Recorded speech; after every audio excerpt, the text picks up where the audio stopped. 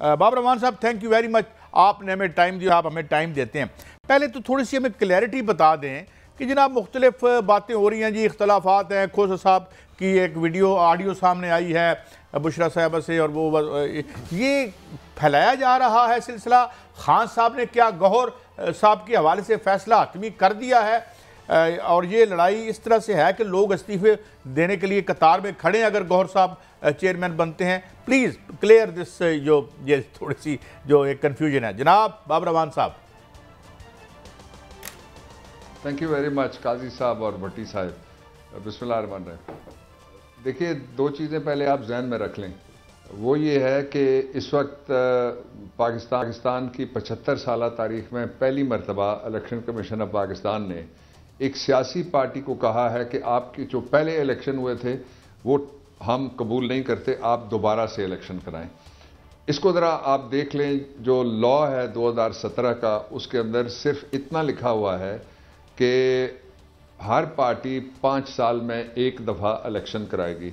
और अगर आप देखें निकाल के लिस्ट तो 175 ही पार्टियां हैं और 176वीं वो लिखा हुआ है GDA अलायंस, और उसके साथ पार्टी का नाम नहीं लिखा हुआ। ये 176 टोटल डिस्पेंसेशन है पॉलिटिकली जो रजिस्टर्ड हुई हैं। किसी को बिल्कुल एक दफ़ा भी नहीं कहा गया कि आप अपना इलेक्शन करवाएं, और वो जायज़ तौर पे ऐसा हुआ इसलिए कि इलेक्शन का कोई तरीक़ाकार तयशुदा है ही नहीं जिसकी कोई खिलाफ वर्जी करेगा। ना इलेक्शन के एक्ट 2017 में है, ना ही उसके नीचे जो रूल्स फ्रेम हुए हैं उसमें है। और तीसरी तो कोई जगह नहीं है जिसको पढ़ना चाहिए मुतल्लिका जब कोई पार्टी के इलेक्शन कराएगा। 1 नंबर 2 ये है कि 2 शराइत हैं। एक ये कि with in x number of days आप जो पार्टी रजिस्ट्रेशन है उसके रजिस्टर्ड है, उसके इलेक्शन कराने के बाद आप एक सर्टिफिकेट पार्टी के जो हेड है वो पेश करेगा इलेक्शन कमीशन को। शर्त 1। शर्त नंबर 2 ये है कि अगर कोई ऐसा नहीं करेगा तो उसको 2 लाख रुपए जुर्माना हो सकता है, और कम से कम 1 लाख रुपया जुर्माना होगा। इसके अलावा तो कोई सजा ही कोई नहीं है। ये पहले दफा हुआ, लेकिन ये हो इसलिए रहा था, जब हम इलेक्शन कमीशन से मिले, उनसे बात भी हुई थी, तो उन्होंने माना था और पब्लिकली भी स्टेटमेंट दी हुई चीफ इलेक्शन कमिश्नर ने कि बल्ला पाकिस्तान तहरीक इंसाफ का है। अब एक सिचुएशन पैदा करने के लिए चीफ इलेक्शन कमिश्नर उस बेंच में मौजूद नहीं थे जिस बेंच ने ये जजमेंट दी है। हम इसके 2 तरीके हैं। एक, हम इसको अदालत में चैलेंज कर रहे हैं। दूसरा इसका तरीका यह है कि इसकी कंप्लायंस करके हम एक इंतजामी तौर पे जो फैसले हमने करने हैं वो करने हैं। वो जो भी फैसले हो रहे हैं वो कोई फैसले ऐसे नहीं हैं जिनमें नंबर 1 जो पाकिस्तान तहरीक इंसाफ की कोर कमेटी है, और नंबर 2 और नंबर 3 और नंबर 4 और सबसे आगे और सबसे पहले और सबसे आखिर में इमरान खान की ओपिनियन है, इसलिए कि वो पाकिस्तान तहरीक इंसाफ के ताहयात चेयरमैन है। एक ये मैं क्लैरिटी देना चाहता हूं कि ये अगर कोई इंतजामी किसी जगह के ऊपर हमारी ज़रूरत है तो उसका मतलब ये नहीं है कि कोई -1 कर सकता है या कोई -1 हो सकता है, कोई या -1 कोई सोच सकता है। दूसरी जो इंपॉर्टेंट बात है भट्टी साहब और काजी साहब इसी हवाले से याद रखने वाली, वो ये है कि कुछ लोगों की ये ख्वाहिश रही है, ये जो मई वाले वाक़यात से पहले भी ये लोगों की ख्वाहिश थी और आज तक ये ख्वाहिश है कि किसी तरीके से पाकिस्तान तहरीक इंसाफ के चेयरमैन और पाकिस्तान तहरीक इंसाफ इंतखाबात से बाहर हो। मैंने चीफ जस्टिस साहब के पास आज जब जिसमें जेली सजा हुई फर्जी मुकदमे में कैंगरू कोर्ट के जरिए से मुतासिब जज ने जो सुनाई थी, उसका जब एंड हो रहा था हमारी सबमिशंस का, तो मैंने चीफ जस्टिस साहब को ये कहा कि जिसको कहते हैं ना आप लेवल प्लेइंग फील्ड, वो होना चाहिए नजर आता हुआ। और it was well in time जब मैंने उनको ये कहा। और आज हमारी जो वहाँ पे टोटल बहस थी, लतीफ़ खोसा ने की और मैं भी था, हमने जो टोटल हमारा केस है वो ये था कि आपने कहा कि सेंटेंस जो है वो हम सस्पेंड करते हैं, लेकिन आप जब तक उसको कन्विक्शन साथ नहीं कहते, वो टिपोग्राफिकल यानी टाइप की गलती की वजह से रह गया। ये आर्गू भी हमने किया था और अदालत ने आज इस बात को रिकग्नाइज भी किया कि हमने आर्गू किया था। अब वहाँ इलेक्शन कमीशन कहता है हमें 2 हफ्ते चाहिए तैयारी के लिए। हमने इसरार किया कि ये फौरन फैसला किया जाए। ये दूसरी बात।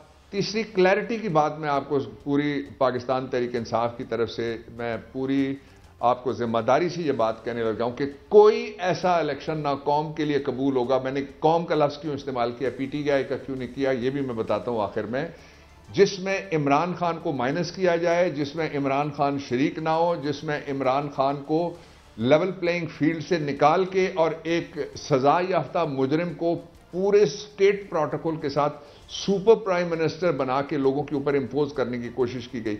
मैंने इसलिए कहा कि पहले जो इमरान या पाकिस्तान तहरीक इंसाफ, वो तहरीक इंसाफ की हद तक एक जिद थी। अब इमरान पूरी कौम की जिद है और उसकी वजह यह है कि लोगों के वोट की भट्टी साहब और काजी साहब तौहीन हो रही है। उनको बताया जा रहा है कि साड़ी गल हो गई है, उनको बताया जा रहा है कि ऊंची ईवानों के अंदर, ऊंची दीवारों के पीछे ऊंचे ओहदे वाले बैठ के ये फैसला करेंगे कि पाकिस्तान के 25 करोड़ लोगों की तकदीर क्या है। अच्छा बाबर साहब, बिस्मिल्लाहिर्रहमानिर्रहीम, मैं माफी चाहता हूँ आपको, थोड़ा सा माजरत चाहता हूँ, माफी चाहता हूँ, रोकना चाहता हूँ।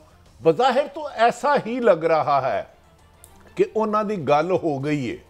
एयरपोर्ट पे एक इश्तिहारी मुलजम तशरीफ लाते हैं, बायोमेट्रिक FIA सब प्रोटोकॉल देता है।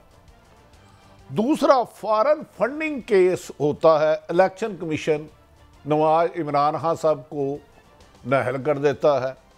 तौहीन इलेक्शन कमीशन होता है, उसको PTI नज़र आती है।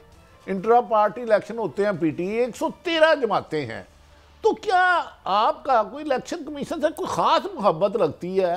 वो स्पेशली आप पे नज़र करम बड़े PTI से मेरी मुराद कर रहे हैं। तो दूसरी एक आप रहनुमाई फरमा दें, आप लॉ मिनिस्टर भी रहे हैं, सेनेटर भी रहे हैं, आइनी माहिर हैं और भी गिरफ्त है।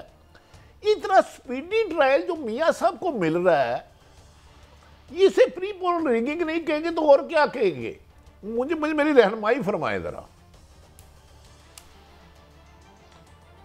भट्टी साहब, इसमें दो चीजें आप जहन में पहले रख लें, ये mark my words, Nawaz Sharif वजीर आजम नहीं है, उसके साथ हाथ हो गया है। दूसरी चीज, जितना भी आपने कहा कि प्री पोल रिगिंग हो रही है, उससे ज्यादा हो रही है। यानी इंटरनेशनल अखबारात ने जो कल सुबह के थे, हम हमें शाम को मिलते हैं, उन अखबारात ने भी ये छापा है कि प्री पोल रिगिंग के तौर पे उसका लफ्ज़ इस्तेमाल करते हैं जेरीमेंडरिंग, यानी हलकों में गड़बड़ करना। आप सोच नहीं सकते कि इस्लामाबाद के जो 3 हलके हैं, इनके अंदर मेरी उन पे नज़र है, बाकियों की हो ना हो, उनके अंदर भी किस तरीके से पहले जो तकसीम होती थी। मैं आपको एक मोटी बात बताता हूं कि आप रवात से जब आते हैं, इस्लामाबाद में एंटर होते हैं, तो लेफ्ट साइड एक हल्का है और दूसरी साइड राइट साइड के ऊपर, यानी ईस्टर्न साइड पे एक हल्का है और जो 2 हल्के हैं वो वेस्टर्न साइड पे थे। अब ये किया गया है कि आप एक सड़क पे यहां से चलते हैं, माल रोड पे आप चढ़ते हैं और माल रोड पे आप गवर्नर हाउस उठा के इसको आप ले जाते हैं शाहदरा, और उसके बाद जब आप थोड़ा सा आगे जाते हैं तो आप हाई कोर्ट को उठा के ले जाते हैं चीचों के मलियां। इस किस्म की जेरीमेंडरिंग हुई है। ये इसके ऊपर इंटरनेशनल जो मीडिया है उसने नोटिस लिया। अपने यहाँ तो आपको पता ही है ना, अब शेरू के अलावा बाकी तो कोई नहीं बचा, माली भी हो गया, ड्राइवर भी हो गया, गार्ड भी हो गया, बावर्ची भी हो गया, उनके इंटरव्यू तो सबके हो गए और इशू ही कोई नहीं और बचा सिवाय इसके कि हम इफ़्फ़त माब ख़वातीन को मौजूए सियासत बना के, जिनका सियासत से दूर दूर तक वास्ता नहीं है, अपनी रेटिंग बढ़ाने की या अपनी कीमत बढ़ाने की कोशिश करें, या लफाफा बारी करें या टोकरा बारी करें। अब जो आपने दूसरा सवाल किया उसका बड़ा सीधा जवाब है। कल परसों 3-4 दिन पहले एक मशरिक बैंक का एक केस था, आपको याद होगा, 190 मिलियन पाउंड वाला जो था, उसमें सुप्रीम कोर्ट ऑफ पाकिस्तान की 2019 की एक जजमेंट है। उस जजमेंट के अंदर एक पार्टी गई और उस पार्टी ने जाके सुप्रीम कोर्ट ऑफ पाकिस्तान को कहा कि इस जजमेंट को आप तब्दील करके इसकी बजाय ये कर दें। सुप्रीम कोर्ट ऑफ पाकिस्तान ने उनको सुना, एंटरटेन करके पिटीशन, उनकी पिटीशन रिजेक्ट हुई और ना सिर्फ रिजेक्ट हुई बल्कि उनको 1 मिलियन यानी 10-11 लाख रुपए उनको फाइन भी हुआ। इस बात का जुर्माना हुआ कि आपने हमारा टाइम ज़ाया किया। ये नवाज शरीफ का जो केस है वो उससे चंद महीने पहले 2018 में SCMR पेज 405 पे रिपोर्ट शुदा मुकदमा है। ये जो मौजूदा बेंच है जिसने इस हफ्ते फैसला किया है, ये 3 रुकनी बेंच था। वो जो पिछला बेंच था वो 5 रुकनी बेंच था, जिसके जरिए से नवाज शरीफ को ताहयात नाअहल किया गया है। मुझे ये बताएं काजी साहब और भट्टी साहब कि अगर आपके पास एक तरफ एक हाथ में पकड़ा हुआ हो चेरी ब्लॉसम का डब्बा, दूसरे में हो चारटंगी पटाखा, जिसका कोई एतबार नहीं होता कि वो हाथ में फटेगा या वो नीचे रखा जाएगा फटेगा, या क्या पता चारपाई के ऊपर रखा हो तो वहां फट जाए, तो किसको आप चूज करेंगे? जाहिर है एक नाजुक सी चीज जो ज्यादा मुफाहमत का एक जज्बा लेके जहां मलना चाहें, जहां वो रगड़ भी खा जाती है और वो सजदारेज भी हो जाती है हर जगह, तो वो आप उधर जाएंगे। इसलिए I don't see Nawaz Sharif, जो मर्जी कर लें आप। एक पहलू मैंने आपको बताया, तायात ना अहली, किस एडिशनल सेशन जज साहब में अगर वो रिटर्निंग ऑफिसर हैं और कौन से एडिशनल डिप्टी कमिश्नर साहब अगर वो रिटर्निंग ऑफिसर में ये जान है कि वो कहें कि 5 जजों का फैसला मैं नहीं मानूंगा नवाज शरीफ की नाअहली का, और वो कहें कि कोई इलेक्शन का लॉ है जिसके नीचे मैं उसको इजाजत देता हूं, वो कौन सा लॉ है जो सुप्रीम कोर्ट ऑफ पाकिस्तान से भला है? इसलिए नवाज शरीफ तो किसी कीमत के ऊपर वजीर आजम नहीं है, उनके साथ हाथ होना था, हाथ हो चुका है। इसका मैं दूसरा आपको सबूत बताता हूं। जो मर्जी ये करते रहें, कुदरत भी काम कर रही है साथ साथ और लोग भी जाग रहे हैं। जो नवाज शरीफ के जितने भी चहेते हैं और जो उनके माउथ पीस हैं सरकारी तौर पे भी और पार्टी के अंदर से भी, वो 2 बातें कह रहे हैं। एक वो कह रहे हैं कि इलेक्शन हम किसी सूरत में मुलतवी नहीं होने देंगे। भाई तुम्हें शर्म नहीं आती? तुम्हें कोई हया नहीं है? तुम्हारी वजह से पंजाब जो सबसे बड़ा सूबा है उसका इलेक्शन मुलतवी हुआ, तुमने कहा कोई फर्क नहीं पड़ता, आर्टिकल 245 पढ़ो। तुम्हारी वजह से शर्म और हया करो। केपी का इलेक्शन अभी तक नहीं हुआ, वो आग में जलता रहा है। केपी 1979 से वो सबसे ज्यादा जख्म जो वो इलाके हैं हमारे, उनकी छातियों के ऊपर लगे हैं, उनकी जमीनों के ऊपर लगे हैं, उनके घरों के ऊपर लगे हैं, उनके खानदानों और बच्चों के ऊपर सबसे ज्यादा जख्म लगे हैं। उस जख्मी इलाके को एक मरहम मिला था।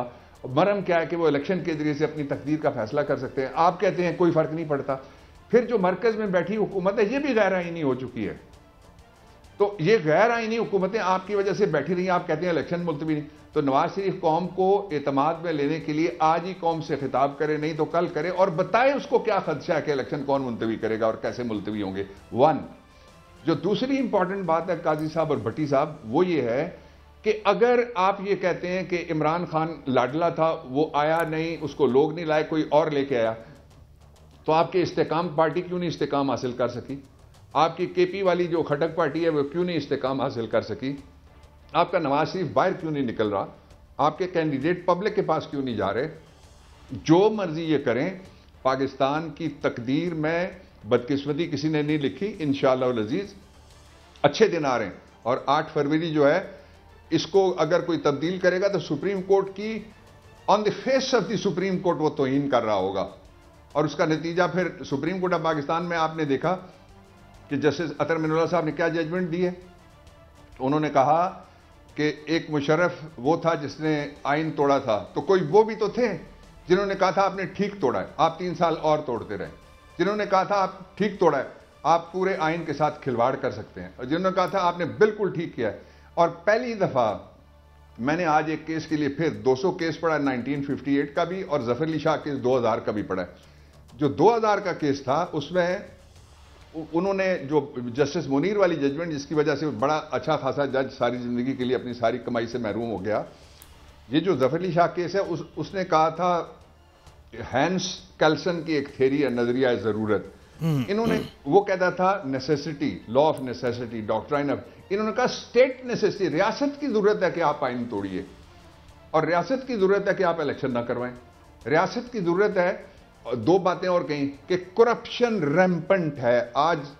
वो कहते हैं ना सनाखाने तकदीसे मशरिक को लाओ, ये गलियां, ये कूचे, ये बाजार दिखाओ, उनको बताओ ना कि आज किधर गए वो सारे जो कहते थे कि एहतसाब होना चाहिए। एहतसाब हुआ था ना, सुप्रीम कोर्ट ऑफ पाकिस्तान ने केस बनाए थे ना, कोई एक केस खुलने दो, जजों से या अदलिया से वो क्या गिला करेगा? बाबर रहमान साहब, एक बात मुझे, एक बात और भी है, सरकार कहती है हमने केस नहीं चलाना।